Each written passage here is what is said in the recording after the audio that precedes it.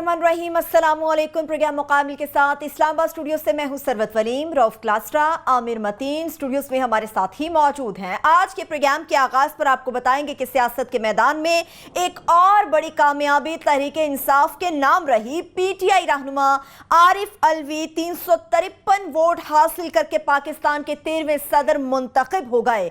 Opposition मुत्तहिद ना होने की वजह से पीटीआई ने आसानी से सदारती मैदान मार लिया। सदारती इंतखाबात में पार्टी पोजीशन के हवाले से अहम नंबर गेम क्या रही, इससे मुताल्लिक अहम डिटेल हैं वो आपके साथ शेयर करेंगे। प्रोग्राम के जब दूसरे हिस्से की जानिब बढ़ेंगे तो आपको बताएंगे कि नंदीपुर पावर प्रोजेक्ट में नैब की जानिब से रेफरेंस दायर होने के बाद वज़ीर आज़म के पार्लिमानी अमूर के मुशीर डॉक्टर बाबर अवान ने इस्तीफा दे दिया।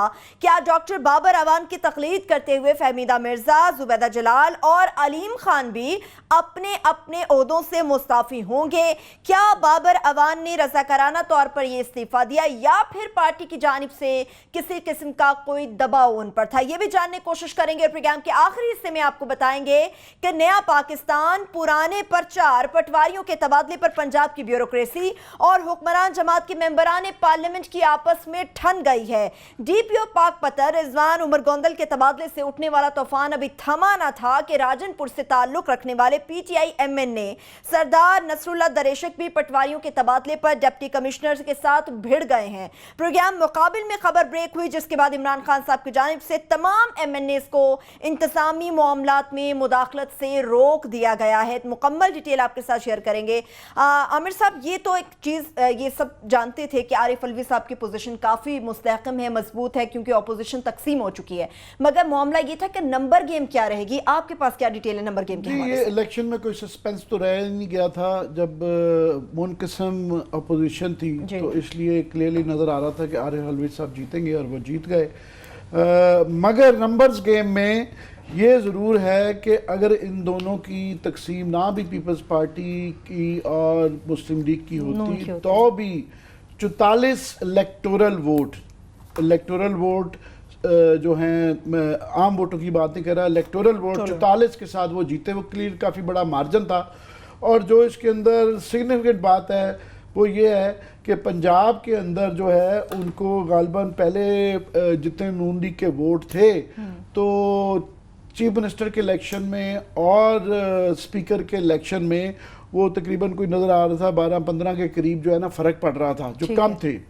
वहाँ पे इनके अपने लोग हैं जिन्होंने वोट नहीं डाले थे, वो तादाद अब तकरीबन 21-22 पे चली गई, तो बढ़ गई है। जो हमारा था कि इसके अंदर वो है। अब बाकी रह गई जो मुनक़सिम जो हुई अपोजिशन, तो पॉलिटिकल पार्टीज़ ने तीनों ने एक दूसरे पे सारा दिन, आज पीपल्स पार्टी वाले उन पे इल्ज़ाम लगाते रह गए, इन्होंने बड़ी ज़्यादती की, और नून लीग वाले पीपल्स पार्टी पे गए, इन्होंने बड़ी मुनाफिकत की, इन्होंने हमारे साथ झूठ बोला। सच्ची बात यह है कि दोनों ने ही मुनाफिकत की और झूठ भी बोला, एक दूसरे के साथ किया। शहबाज शरीफ साहब का मसला ये है कि उनको जो है बाहर से सिर्फ मुखालफत नहीं आ रही, उनको घर से भी मुखालफत आ रही है। क्लियरली नज़र आ रहा है कि नवाज शरीफ साहब नहीं चाहते हैं कि वो कोई उनकी एब्सेंस में कोई बड़े लीडर अपोजिशन के तौर पे बन के सामने है, उनका मतबादल नजर आए। और ये मेरा ख्याल है उनके साथ नजर आ रहा है अब क्लियरली कि पार्टी के अंदर से भी साजिश हो रही है। पहली साजिश उस दिन हुई जब प्राइम मिनिस्टर का इलेक्शन था, तो इन्होंने इतनी ज़्यादा उधम मचाया नून लीग वालों ने कि इमरान खान की तो तकरीर नहीं हो सकी, मगर शहबाज शरीफ साहब की भी नहीं हो सकी। ऐसा ही था, उन्होंने रिटेलिएट किया, उन्होंने मजामत की, इनकी भी नहीं हो सकी। तो उनकी अभी तक entry as a leader of the opposition ना हो सकती। आज भी ये था, अगर सारी अपोजिशन इकट्ठी हो जाए और वो ज़ाहिर है तो लीडर ऑफ द अपोजिशन तो शहबाज शरीफ साहब ही होंगे, थोड़ा सा उनका प्रोफाइल बन जाता कि जनाब देखें सारी अपोजिशन को लेके लड़ पड़ा सवार और जनाब मुकाबले पे खड़ा हो गया, और इस दफ़ा बड़ी ठीक ठाक फॉर्मिडेबल नंबर्स में देखा जाए और ये इकट्ठी हो अपोजिशन, और जिस किस्म के स्टार्स हैं, बड़े बड़े बोलने वाले वहाँ लोग हैं, तो वो एक बड़ी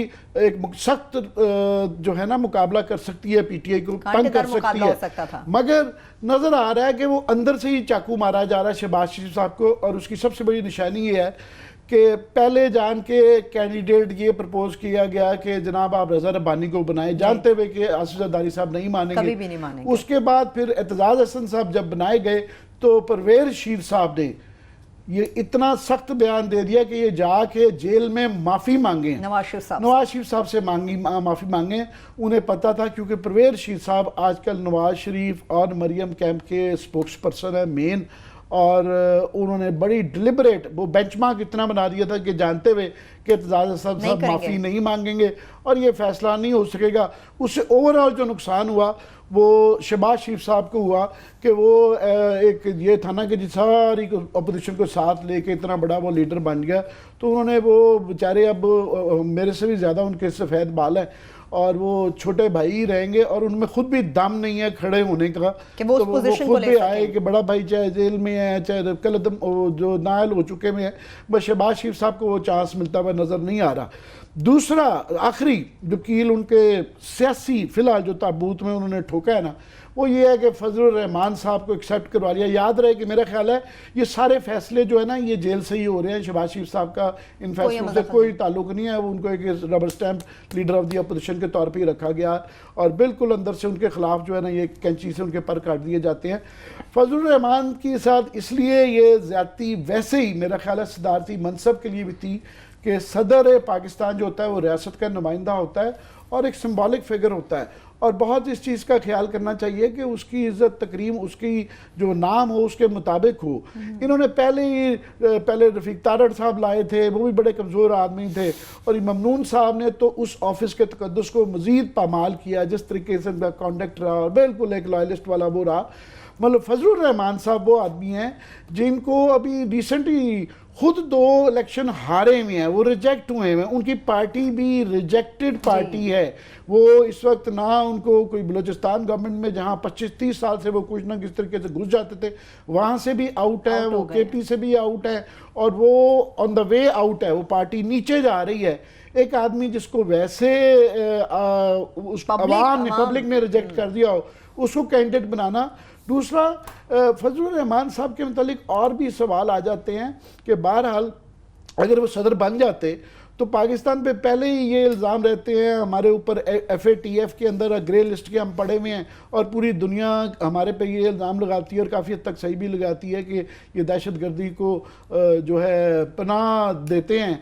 تو وہ ایز اے سمبولک سٹیٹ کے اگر ہمارے وہ منتخب ہو جاتے اور ہر جو آنے والے مہمان کو ریسیو کرنے کے لیے کھڑے ہوتے تو وہ ویسے بھی مناسب نہیں تھا. لاسٹلی کلاس آپ بہتر کریں گے مگر پیپلز پارٹی نے جو ہے وہ بھی انہوں نے اپنی گیم کی ہے وہ میکیابیلین جس طرح آصف زرداری صاحب کا جو سٹائل ہے کہ دکھاتے لیفٹ کی ہے مارتے رائٹ کی، انہوں نے اپنی سیاست کی ہے سیدھی سی. انہوں نے وعدے بشادے کر کے جو ہے سارا اس کا خورشید شاہ کے لیے ووٹ لے لیے، اب وہ کروا دیا. ان کے لیے نظر آ رہا ہے کہ ہم نے 2 وجوہات ہیں میرے خیال بیسک. ایک یہ ہے کہ وہ ان کو اپنا فیوچر اور بلاول کا فیوچر اگر نظر آ رہا ہے تو وہ پنجاب کے اندر آ رہا ہے اور پنجاب کے اندر ان کو یہ پتا کہ ہم نون لیگ کی مخالفت کریں گے تو شاید ہمارا چانس بنے، جو مجھے ویسے مشکل لگتا ہے کہ وہ بھی اس طریقے سے ہوگا مگر وہ پنجاب میں زور لگانا چاہ رہے ہیں. ایک دوسرا وہ اسٹیبلشمنٹ کی رائٹ سائڈ پہ رہنا چاہتے ہیں. ان کو یہ شک تھا کہ یہ جو خبر چاہے ان کا انکار کر دیا فضل الرحمان صاحب نے مگر ان کو ہے کہ یہ ان کی گڈ بکس میں نہیں ہے اور شاید یہ پسند نہیں کیا جائے گا کہ ہم جو ہے نون لیگ کے ساتھ مل کے جو ہے نا بہت زیادہ وہاں پہ ٹف ٹائم دیں گے وہاں پہ کرا کے. تو وہ بڑے ابھی لائے لو رہنا چاہتے ہیں. تو ان کو پتا تھا کہ اس تقسیم کے بعد تو بالکل ہی کوئی چانس نہیں رہتا، ویسے بھی چانس نہیں بن رہا تھا تو انہوں نے اپنی گیم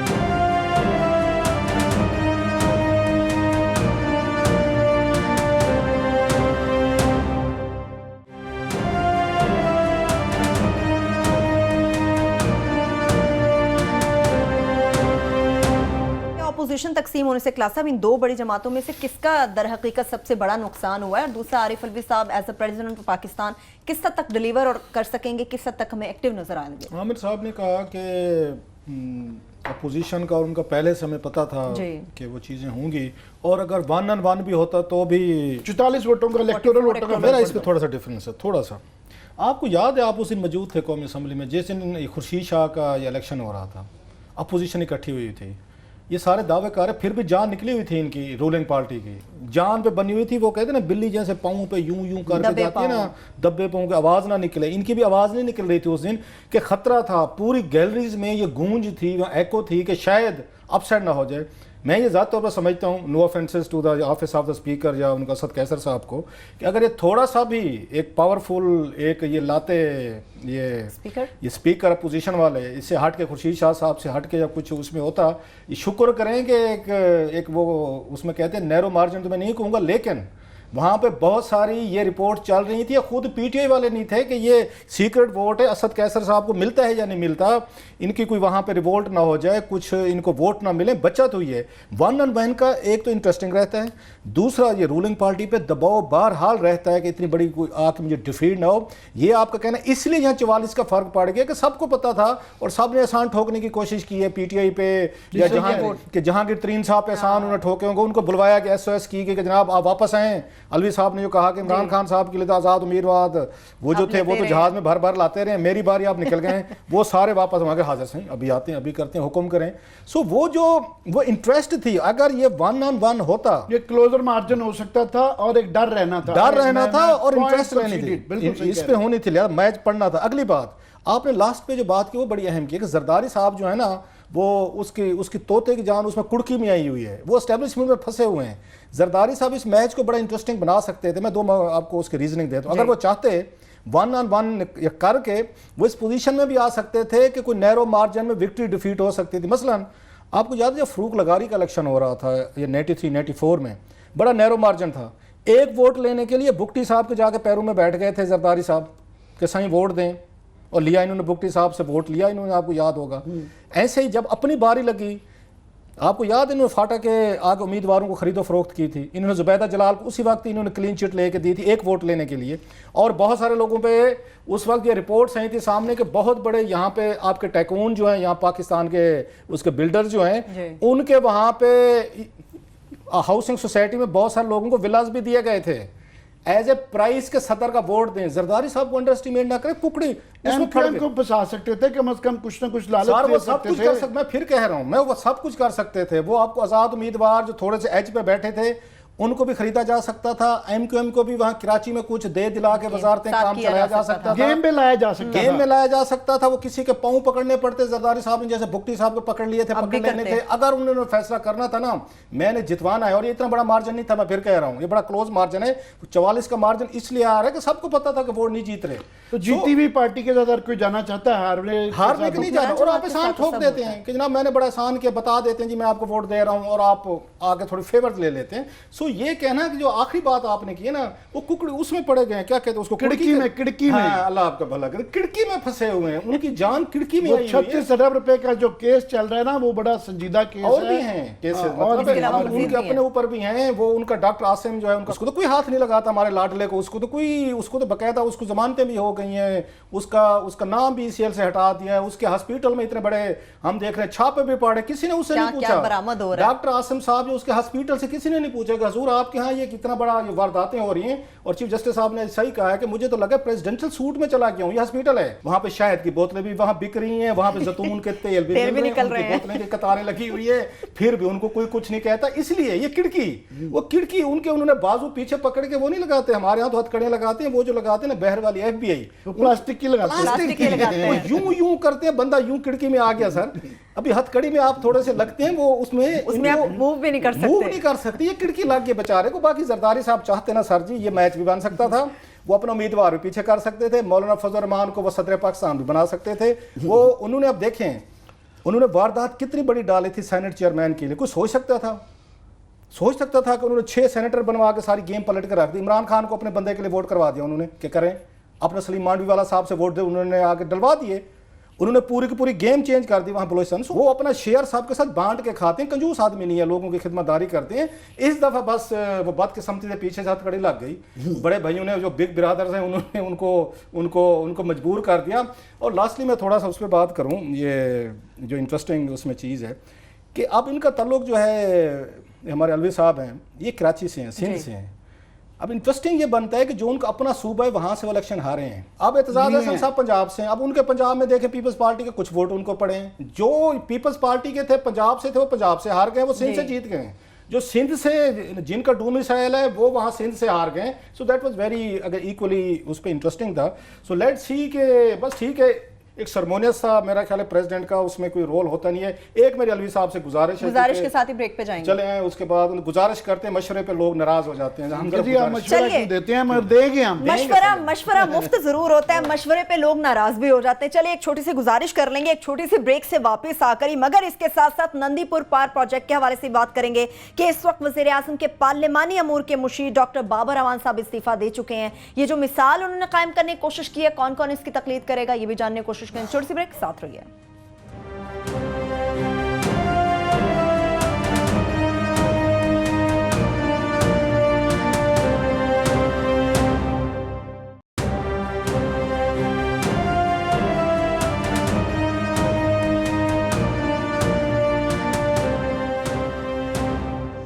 بریک کے بعد ایک بار پھر سے پروگرام میں ہم آپ کو خوش آمدید کہیں گے، آگے بڑھیں گے، مگر وہ چھوٹی سی گزارش آپ کی جاننا ضروری ہے. الوی صاحب بڑے جینٹل مین آدمی ہیں اور 5 سال ہم نے ان کو بڑا قریب سے ان کی پرفارمنس بھی ہم نے دیکھی ہے.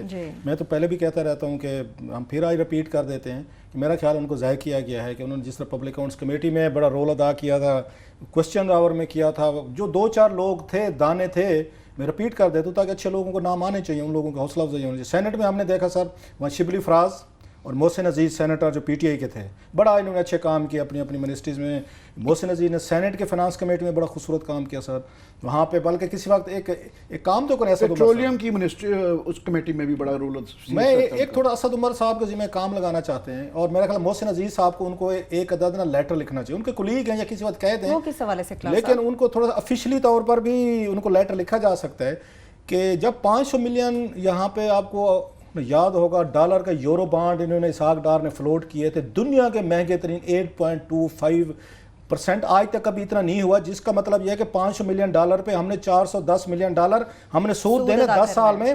اس وقت سلیم مانڈوی والا صاحب نے جو یہ مجھے یاد ہے سینٹ کی فنانس کمیٹی کے آ کے چیئرمین تھے، انہوں نے یہ انکشاف کیا تھا کہ 75 ملین ڈالر سے زیادہ پاکستان سے یہ پیسے بھیج کے مقامی لوگوں نے کچھ بڑے بڑے انہوں نے وہ بانڈ خریدے تھے. سو یہ بانڈ مہنگے اس لیے فلوٹ کیے گئے تھے کہ ڈار صاحب اور شریف خاندان اور ان کے خود یار دوست اس میں شامل تھے جنہوں نے بائی کیے تھے. اس پہ یہ باقاعدہ ڈیبیٹ ہوئی تھی سینٹ کی فنانس کمیٹی میں، اور محسن عزیز صاحب نے بڑا ایکٹیولی اس میں آ کے پارٹیسپیٹ کیا تھا. باقی بھی تھے، سعود مجید صاحب تھے اس میں، مجھے یاد ہے کامل علی آغا صاحب تھے اس میں، عائشہ فروخ صاحبہ تھیں اور دیگر لوگ بھی تھے سارے.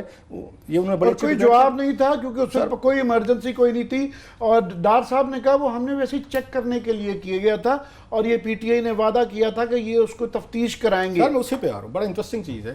اس پہ جناب انہوں نے ان کو بلوا لیا کہ جناب آپ ہمیں بتائیں، اور اس میں کون آئے تھے؟ Doctor Waqar Masood, one and only Waqar Masood. انہوں نے ان کو کہا، انکوائری ہو رہی تھی سینٹ کے فنانس کمیٹی میں، تو مانڈوی والا صاحب نے کہا کہ جناب آپ ہمیں جن بینکوں کے ذریعے پیسہ بھیجا گیا ہے وہاں پہ اور یہ یورو بانڈ خریدے گئے ہیں جن پاکستانیوں نے یہاں سے بھیجا ہے، ان بینکوں کے کہیں ہمیں تفصیل دیں. یہ جناب ڈاکٹر صاحب پیش ہوئے. اس میں مجھے یاد ہے محسن یہ لغاری صاحب بھی تھے اس وقت جو آج کل یہاں پنجاب میں وہ ابھی وزیر بنے ہیں، یہ بھی بڑی اچھی وہاں ڈیبیٹ کرتے تھے، کوشچن ریز کرتے تھے لغاری صاحب.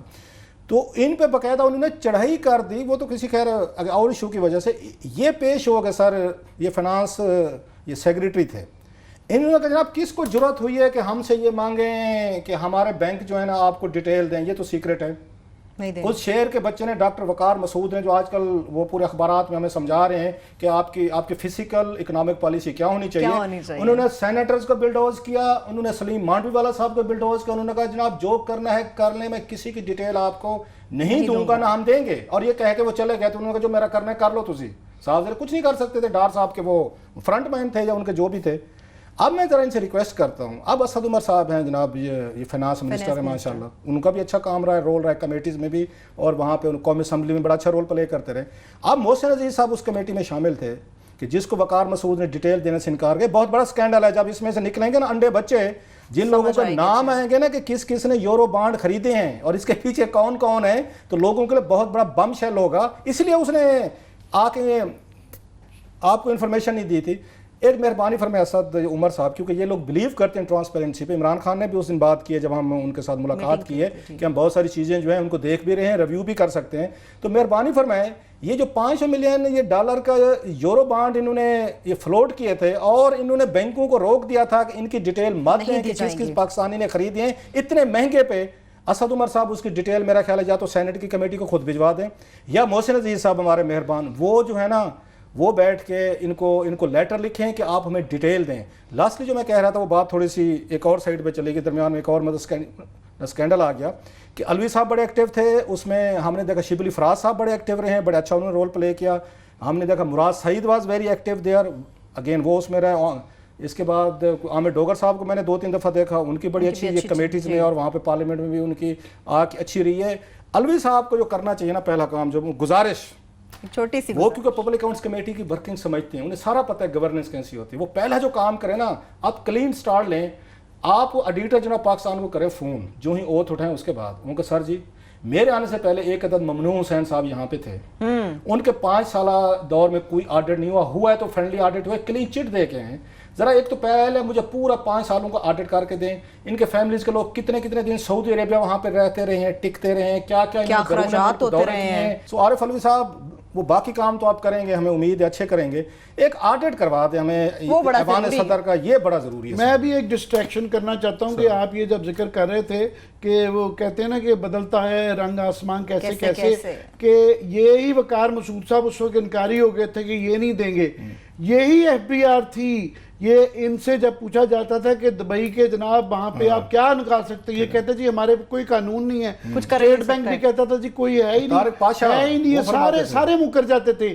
ابھی یہ سپریم کورٹ نے گورنمنٹ بدل گئی ہے, موڈ پتہ چل گیا کیا ہے. جو سپریم کورٹ نے مانگی ہے تو انہوں نے کہا جی $150 بلین کے اثاثے پاکستانیوں کے دبئی میں ہیں. لوگ ہم پہ ہنستے تھے یہ کہ جی یہ کیا فگر $200 بلین کے آ رہے ہیں. اب یہ جو سپریم کورٹ کو دیے گئے ہیں وہ کہ جی $100 بلین کے قریب اثاثے لندن, یورپ, امریکہ میں وہ ہیں, اور باقی ابھی سوئس کا انہوں نے اس کی ڈیٹیل انہوں نے پرانا ہی وہی کوٹ کر دی ہے, اس کی ابھی آنے والی ہے. ان کو نکال کے یہ $250 بلین کے, تو یہ خود ایف بی آر کہہ رہا ہے کہ جناب ہم نے جو اسیس کیا ہے کہ پاکستانیوں کے اتنے اثاثے تو ہیں, $350 بلین کا تو فگر ایک آ چکا ہے. بدلتے ساری کیسا وہ والا ایشو چینج ہو جاتا ہے. صحیح ہے, ٹھیک ہے. ابھی آپ نے پرائم منسٹر کے پرنسپل سیکرٹری کے حوالے سے بھی کچھ انفارمیشن شیئر کرنا. ابھی میں دیکھ رہا تھا, ابھی یہ ٹکٹس چل رہے ہیں کہ وہ سینیورٹی لسٹوں کی اور وہ ساری ہے, تو شاید یہ ہوتا یہ ہے کہ ہمارا کوئی وہ اس پہ اختلاف ایکیڈیمک رہتا ہے کہ جب آپ پرنسپل سیکرٹری کو جب بھی ماضی میں بھی لگایا گیا تو وہ کیونکہ خود 21ویں گریڈ میں ہیں, تو وہ ہوتا یہ تھا کہ نرگس سیٹھی صاحبہ 7th کامن میں تھی, تو انہوں نے اپنی ترقی کے لیے 40-50 بندوں کی پہلے ترقی کرا دی نا کہ یہ جائیں گے آگے تو میں نمبر آئے گا.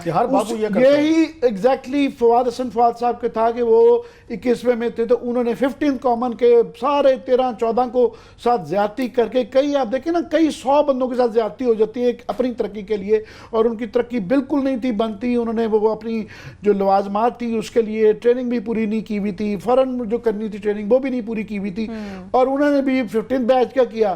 ابھی یہ لسٹیں میں دیکھ رہا ہوں کہ یہ چلنی شروع ہو گئی ہیں کہ سینیورٹی لسٹ کی, کہ انہوں نے بھی اب 22ویں گریڈ میں لینی ہے. اور یہ تقریباً جو ہے میں دیکھ رہا تھا سینیورٹی لسٹ میں 21ویں گریڈ میں بھی شاید 37ویں کا نمبر ہے, 22ویں گریڈ میں بھی کوئی 100 کے قریب بندے بیٹھے ہوئے ہیں, تو 150 بندوں کو سپرسیڈ کر کے آئے ہیں.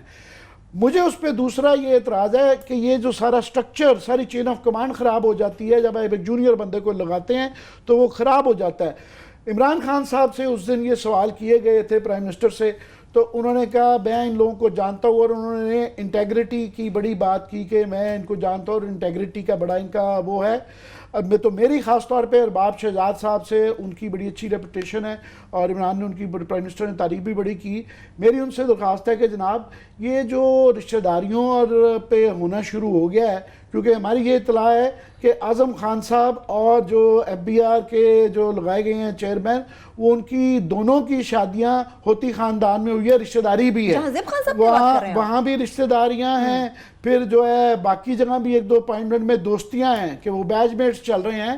تو پھر یہی سوال ہو جاتا ہے, یہ ایگزیکٹلی پرابلم ہو جاتا ہے کہ جب آپ جونیئر بندے کو لگاتے ہیں وہ تو انسیکیور بھی ہوتا ہے سارا سٹرکچر, اور آپ نے ریفارمز کیا کرنے ہیں جب آپ نے بیسس جو سب سے بڑا افسر ہے وہ ایک جونیئر کو لگا دیں گے تو وہ سینیورٹی اور جونیئر اور یہ سارے رولز تو ختم ہو گئے, ریفارمز تو پھر ہو ہی نہیں سکتے, ریفارمز کی بیسس ہی غلط ہو جاتی ہے. تو آپ ٹھیک ہے ان کو اگر رکھنا چاہتے ہیں کیونکہ آپ نے ان کو گلیات میں دیکھ لیا تو آپ سمجھتے ہیں کہ فیڈرل گورنمنٹ بھی, حالانکہ فیڈرل گورنمنٹ میں اس پوسٹ کے لیے جس شخص کو بھی لگائیں کم از کم اس کا بیسک جو منسٹریز ہیں، انٹیریئر کا، فارن منسٹری کا، فائنینس کا، ان کا تجربہ ہونا چاہیے، کیپٹل کا کچھ پتہ ہونا چاہیے. صوبے کو چلانا اور اسلام آباد کو چلانے میں زمین آسمان کا فرق ہے. صوبے سے ایک آدمی جس کا یہاں کا ایکسپیرینس ہی بہت تھوڑا ہو وہ ایک تو نہیں چلا سکتا، دوسرا پھر یہ کربا پروری بھی شروع ہو جائے تو پھر سوال اٹھ جاتے ہیں. تو یہ سول بیوروکریسی کا بھی جو آپ نے ستیہ ناش پہلے ہوا ہے اس کو ٹھیک کرنے کی بجائے اگر آپ بھی اس روش پہ جائیں گے تو وہ دوبارہ وہی صحیح ہے. کلاس صاحب ڈاکٹر صاحب کا ڈاکٹر صاحب پہ آتا ہوں تھوڑا سا. عامر نے بڑا اہم ایشو ریز کیا ہے.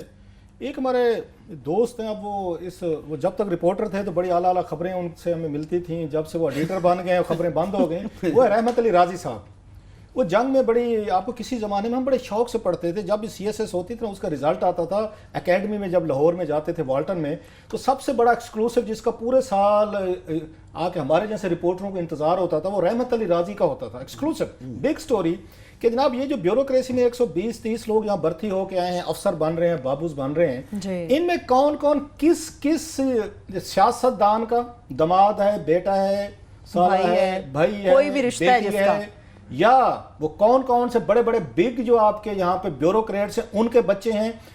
اگین آج بھی میں کسی وقت میں لگاتا ہوں ریسرچر قسمت خان کو لگاتا ہوں، اپنے گوگل انجن کو جاتا ہوں کہ ذرا وہاں پہ تھوڑا سا 2-4 اس لائبریری سے ڈھونڈیں. ایسی چیزیں یہ نکالتے تھے، یا میں رحمت علی راضی صاحب سے خود فون کر کے ان کا منت ترلا کر کے ریکارڈ میں شاید پڑھے ہوں، وہ چیزیں نکلواتے ہیں. اس میں اتنے رشتہ داروں کو لگتا تھا کہ یار یہ سارا کا سارا تو یہ سسٹم سی ایس ایس کا ریگڈ کیا ہوا ہے آپ لوگوں نے، کہ یہ فلاں سیاستدان کا ہے، یہ فلاں فوجی کا ہے، یہ فلاں بیوروکریٹ کا ہے، یہ فلاں بڑے آدمی کا ہے. وہ پتہ یہ چلتا تھا کہ ٹوٹل آپ کی بیوروکریسی جو ہے ساری کی ساری، اس میں اگین سارے تو نہیں ہوتے تھے، کوئی غریب غربا کا کوٹا بھی تھا لوگوں کو دکھانے کے لیے نہیں یار کہ سسٹم بڑا ٹرانسپیرنٹ ہے. اس کے بعد ہوا یہ ہے کہ رحمت علی راضی صاحب کے بعد یہ جو ہے نا تھوڑی سی ایک دو رشتہ داریاں میں بھی بتا دیتا ہوں آپ کو کہ یہ پرویز کھٹک صاحب کی بھی جازیب صاحب سے رشتہ داری آتی ہے. وہاں کافی رشتہ داریاں چل رہی ہیں بیک گراؤنڈ میں.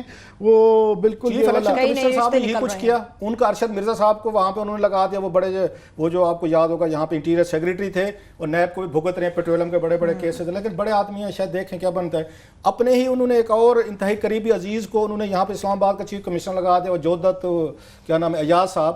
سو اگر آپ یہ بات کہہ رہے ہیں تو رحمت علی راضی صاحب کو میں بڑا مس کر رہا ہوں. فار گاڈ سے راضی صاحب ایڈیٹر بن گئے، فیئر انف، ایک مہربانی فرمائیں کوئی تھوڑے سی دوبارہ وزٹ کریں، کوئی اس قوم کو ہمیں ایجوکیٹ کریں تاکہ لوگوں کو ایک ماڈرن دور میں پتہ چلے کہ ٹاپ سے باٹم تک پورے سسٹم کو ریگ کیسے کرتے ہیں رشتہ دار اور اپنے بیٹے بچیاں، وہ آ کے کیسے بیوروکریسی کا حصہ بنتے ہیں. اگر راضی صاحب کچھ کر سکیں اگلی دفعہ ہم بھی آپ کو 30-40 یہ جو ہمارے قسمت خان صاحب کے بڑی بڑی کیپیسٹی ہے یہ ہم بھی پیش کریں گے. ہم بھی 30 نکال لیں گے، ٹھیک ہے، وہ بھی نکال لائیں گے. ایک چھوٹی سی بریک کی جانب بڑھ جاتے ہیں. جب بریک سے واپس آئیں گے تو بات کریں گے کہ ڈاکٹر بابر اعوان صاحب نے جو استعفیٰ دیا کیا وہ واقعی رضاکارانہ طور پر ہے یا پھر پارٹی پریشر تھا ان کے اوپر. اور اس کے ساتھ ساتھ پاکستان نیا پاکستان تو بن گیا مگر اس کے پرانے پرچار بھی آپ کے ساتھ ڈسکس کریں گے. ایک چھوٹی سی بریک کے بعد ساتھ رہیے.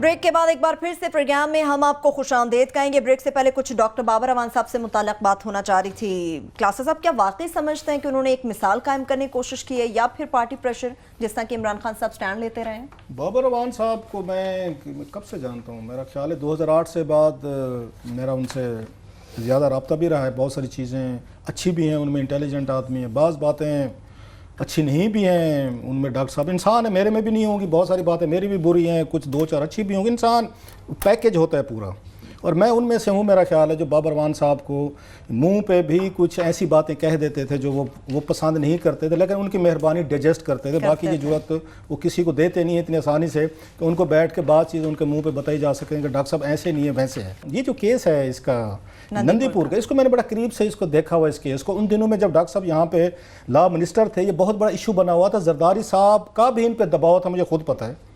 وہ ہوا یہ تھا کیس، اس کو بتانا بڑا ضروری ہے. ڈاکٹر صاحب نے کیوں استعفیٰ دیا ہے یہ میں صرف واحد ہوں جو تھوڑا سا ان کو ریڈ کر سکتا ہوں کہ انہوں نے کیوں کیا ہے. بیکاز ہی ایبسلیوٹلی اس میں ان کو پتہ ہے کہ میرا اس میں کوئی قصور نہیں ہے. یہ میں آپ کو بتا، اس لیے انہوں نے جا کے استعفیٰ دیا. اگر کسی بندے کے اندر گلٹ ہو نا وہ پھر کوشش کرتا ہے کہ نہیں میں وزارت میں ٹکا رہوں اور اسی وزارت کے ذریعے جیسے اسحاق ڈار وہ آخری دم تک بیڈ پہ لیٹ کے وزارت نہیں چھوڑی انہوں نے. ریزن کہ وزارت کے ذریعے کلاؤٹ ہوتا ہے, آپ اپنی بیوروکریسی کو استعمال کرتے ہیں اس کلاؤٹ کے ذریعے اپنے آپ کو آ کے بچانے کے. ڈار از دا بگیسٹ ایگزامپل. انہوں نے کہا مجھے کسی صورت وزیر کا عہدہ نہیں ہٹانا. ڈاکٹر صاحب کا اس میں قصور ہوتا نا, یہ میرا یہ خیال, وہ استعفیٰ نہ دیتے, وہ کوشش کرتے مینوور کروں مینیج کروں. اب ہوا کیا تھا, میں تھوڑا اس کا بیک گراؤنڈ بتاؤں. ہوا یہ تھا کہ جب یہاں پیپلز پارٹی کی حکومت آئی, راجہ پرویز اشرف صاحب نے جو اس وقت اس واٹر اینڈ پاور کے منسٹر تھے, یہ چاہتے تھے کہ یہ پلانٹ جو ہے یہاں پہ ڈورمنٹ پڑا ہوا ہے تو اس کو ہم ریوائیو کریں. اس میں انہوں نے بیٹھ کے کچھ اس میں پروسیجرل اس میں لیپسز تھے. انہوں نے ڈاکٹر صاحب کو کہا, اس وقت 22 ارب روپے کا یہ اس میں بن رہا تھا, کہ آپ اس کو ایز اے لا منسٹر کے طور پر ان کو ویٹنگ کریں, ان کی یہ پروسیجر لیپسز جو ہیں جو ہوئے ہیں اس میں ہم نے چائنا کو دینے عرض ہوتا. ڈاکٹر صاحب نے کہا کہ جناب ایکسیلنسی, ابھی انہوں نے ان دنوں آپ کو جاؤ تو میں نے ایک اسکینڈل فائل کیا تھا LNG کا, اس کا LNG کا یہ اس میں $1 بلین والا اسکینڈل, جس پہ سپریم کورٹ نے مجھے بلایا تھا, پورے 2 مہینے پروسیڈنگ ہوئی تھی. افتخار چودھری صاحب نے, بہت بڑا کیس تھا وہ. انہی دنوں میں وہ سو موٹو لے رہے تھے یہ افتخار چودھری صاحب, اور چودھری صاحب کو یہ پتا تھا کہ پیپلز پارٹی کے پیچھے جو برین ہے نا, جو مجھے رجسٹ کر رہے ہیں عدالتوں کو, ججز کے اپوائنٹمنٹ کے مسئلے ہیں, دیگر ایشوز ہیں, کیونکہ یہ اس میں بھی بیٹھتے تھے. یہ جوڈیشل کمیشن جو بنا تھا جنہوں نے ججز کی اپوائنٹمنٹ کرنی تھی, یہ اس کے آ کے ممبر بھی تھے, کیونکہ وہ جوڈیشل کمیشن جو تھا اس میں لا منسٹر بھی بیٹھا. اس میں اور ان کے درمیان چودھری صاحب کے درمیان وہاں پہ چلتا رہتا تھا افتخار چودھری صاحب کے. اب چودھری افتخار صاحب کی موقع ڈھونڈتے تھے کہ ان کو ذرا تھوڑا سا کوئی وہ کیا رگڑ دیا جائے, کہیں ہمارے ہاتھ چڑھیں. بابر مان صاحب ہی واز ویری کیئرفل کہ میں نے کوئی ایسی کوئی اس میں یہ نہیں رکھنی, کوئی چانس ہی نہیں دینا. انہوں نے انکار کر دیا. انہوں نے کہا سر میں نے اگر کیا نا, ان کو موقع چاہیے افتخار چودھری صاحب کو, میں اگر یہ آپ کے لیپسز کیے دور, میں نے دی اپروول, تو جناب کال کو میرے گلے میں پھندا ہو جائے گا فٹ. آپ لوگوں کے جو مسئلے طے ہوئے ہیں, لائن دین ہوا ہے, چائنیز جانے آپ جانے, نقصان ہو رہا ہے نہیں ہو رہا, میں کم از کم اپنی نیک آفر نہیں کر رہا. سو ڈاکٹر صاحب نے اس وقت ان کو پروسیجر لیپسز جو تھے ان کو انڈورس کرنے سے, ویٹ کرنے سے انکار کیا تھا. جس پہ انہوں نے کیا کام کیا سر, یہ مجھے اس کا وٹنس میں بعض چیزوں کا, ان کو زرداری صاحب نے کال کیا, ان کو نوید قمر صاحب نے ان پہ دباؤ وغیرہ یا کہیں جو پرسویشن کی کوشش کی, ان کو سب میں نے خود ایک دفعہ ان کو دیکھا تھا. یہ جو یہ منسٹر صاحب ہے واٹر اینڈ پاور کے, فائل لے کے وہاں پہ بیٹھے تھے, ان کے پاس بابر مان کے گھر بیٹھے تھے, یہ پرویز اشرف صاحب. انہوں نے زرداری صاحب کے کہنے میں بھی نہیں کیا تھا سر. بابر وان صاحب ان لوگوں میں سے ہیں, باقی ان پہ جو بھی ہمیں الزامات لگا دیے, ایسا کام وہ لکھ کے کم از کم وہ نہیں کرنے کو تیار تھے, اور انہوں نے کیا بھی نہیں تھا. سو میں حیران اس بات پہ ہوں. تھوڑا سا میں پوچھنا چاہتا ہوں نیب سے, ضرور بابر وان صاحب کو آپ اس پہ کریں, پراسیکیوٹ کریں. مجھے یہ سمجھائیں کہ یہ 22 ارب تک تو ان کا نقصان ہے نا, 18 سے 3-4-5 ارب کا نقصان ہوا.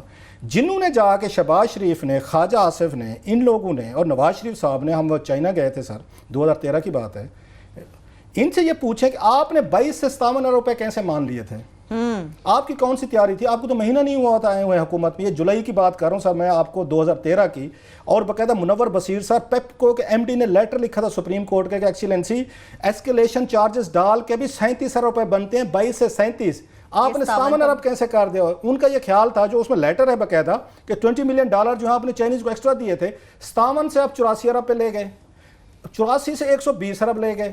اس کا کہیں پہ ذکر نہیں ہے کہ خواجہ آصف کا اس میں کیا رول ہے, شہباز شریف کا کیا رول ہے, وزیر اعظم پاکستان کا کیا رول ہے, اس وقت کی فائنانس منسٹری نے یہ کیسے اپروو کر دی تھی, یہ وابڈا والے بیٹھے تھے, یا آپ کے اس وقت آپ کی واٹر اینڈ پاور منسٹری بیٹھی تھی, انہوں نے کیسے کلیئرنس دے دی کہ ہاں آپ 22 سے اٹھائیں 57 کر دیں, 57 سے بیٹھ کے 84 کر دیں, اور 84 سے 100 ارب کر دیں.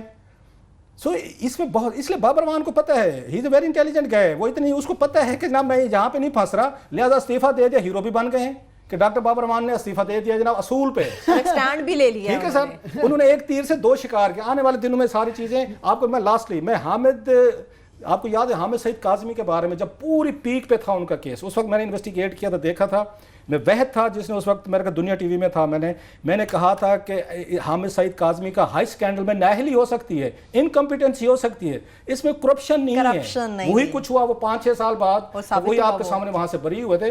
اس میں بابر مان صاحب جو ہے نا, ویسے یہ پتہ نہیں چل رہا کہ انہوں نے استعفیٰ دیا ہے یا یہ خبریں کچھ جو چل رہی ہیں عمران خان نے لیا ہے. اگر تو دیا ہے نا, دیا ہے تو وہ خود وکیل ہے, ان کو پتہ ہے اس میں جان نہیں, میں نکل جاؤں گا تو میں ہیرو بن جاؤں گا. اگر عمران خان صاحب نے لیا ہے, پھر میرے بڑے سوال آتے ہیں کہ یہ اکیلے بابر وان سے کیوں لیا ہے. الزامات کی حد تک نیب میں علیم خان بھی آتے ہیں, by the way Imran Khan साहब खुद भी, उनका हेलीकॉप्टर भी केस चल रहा है, परवेज़ खट्टा, एक और बड़े लोग आ जाते हैं जिनके ऊपर वो हैं। ये ब्यूरोक्रेसी में भी लास्ट में ऐड कर दूं कि मैं बार बार कंसिस्टेंटली कह रहा हूं कि इससे पहले कि आप अगली प्रमोशनें करेंगे, तैयारियां शुरू हो गई हैं, ये जो लिस्टें आनी शुरू हो गई हैं, आप पिछलियों की पहले दुरुस्ती करें जो लास्ट पिछले 3 महीने में 30, 40, 22वें ग्रेड में करके गए हैं।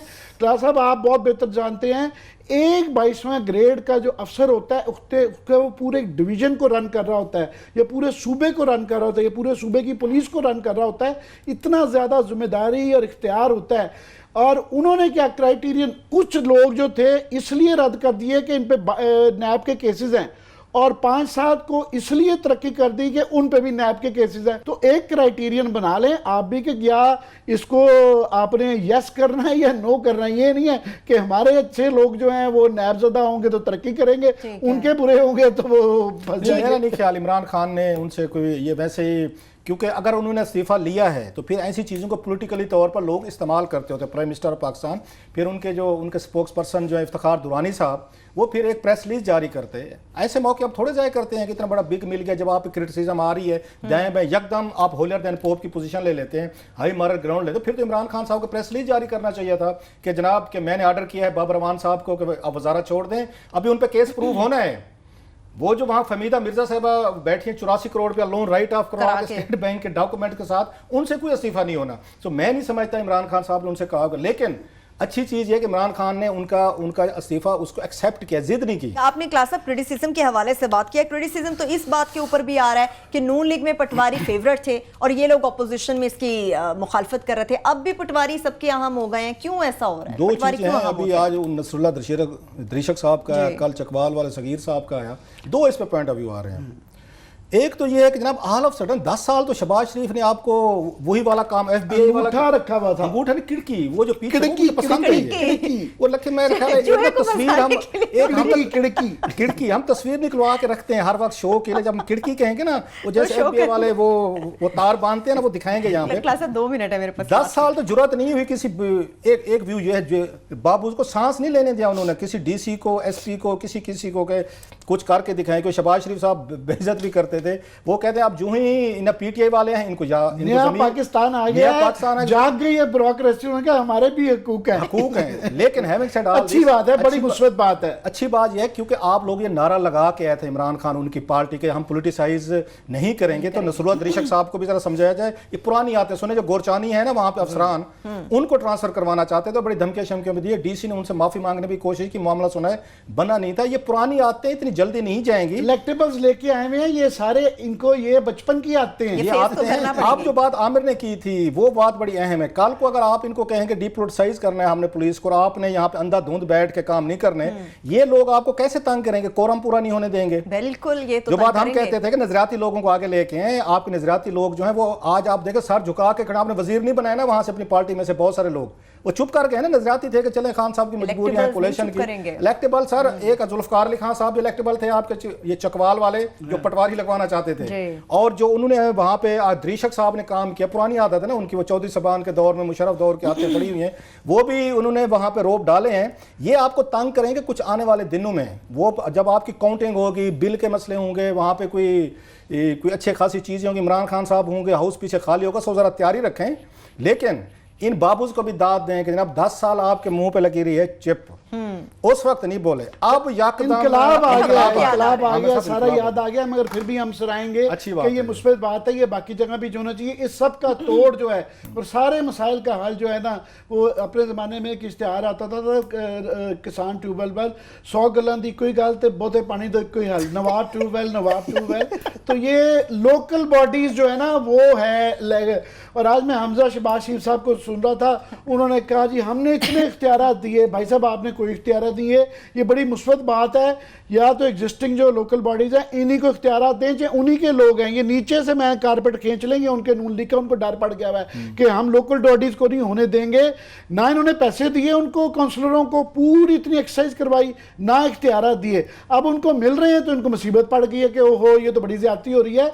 चाहे आप कानून, बहुत अच्छी बात है, कानून बदलें, और मैं कहता हूँ सबसे बड़ी जो मुझे खुशी है अगर ये कर जाएं तो पाकिस्तान में इनकलाब है वो क्या है? कि वो डायरेक्टली इलेक्शन मेयर का, और डायरेक्टली ये जो काउंसलरों की बदमाशी होती है कि ये रिश्वतस्तानी में वही जोड़ तोड़ शुरू हो जाता है, वही इलेक्टेबल सिस्टम हो जाता है। ठीक है, लास्ट लाइन आपकी होगी क्लास सबसे बस बहरहाल वही वाली बात, इमरान खान साहब ने क्योंकि एक पोजीशन ली थी, लोगों ने ट्रस्ट किया, उनको वोट दिया, इनको ये ब्यूरोक्रेसी डीपोलिटिसाइज करनी पड़ेगी।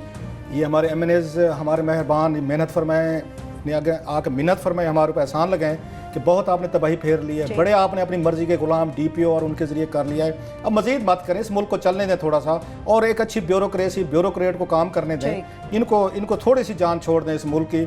आप यहाँ पे आएँ, यहाँ पे काम करें, लोगों को लोकलाइज उस पर ना विक्टिमाइज मत करें। एसएचओ मेरा लगाएं, पटवारी मेरा लगाएं, क्लर्क मेरा लगाएं, तहसीलदार नहीं गए, अब थोड़े से ग्रो कर जाएं। आपने बहुत कुछ इस मुल्क पे हुक्मरानी कर दी, अब लोकल लेवल पे चीजें ठीक होने दें। लेकिन बात हुई है, ये पुरानी आदतें हमारे साथ इतनी जल्दी नहीं जाते हुए वक्त तो लगेगा। और जहां तक बात है मुदाखलत की, तो इंतजामी मामलात में मुदाखलत की बजाय हर शख्स को अपना फर्ज पूरा करना होगा। इसके साथ ही प्रोग्राम अपने इख्तिताम को पहुंच रहा। अपना बहुत सा ख्याल रखिए। खुदा हाफिज़।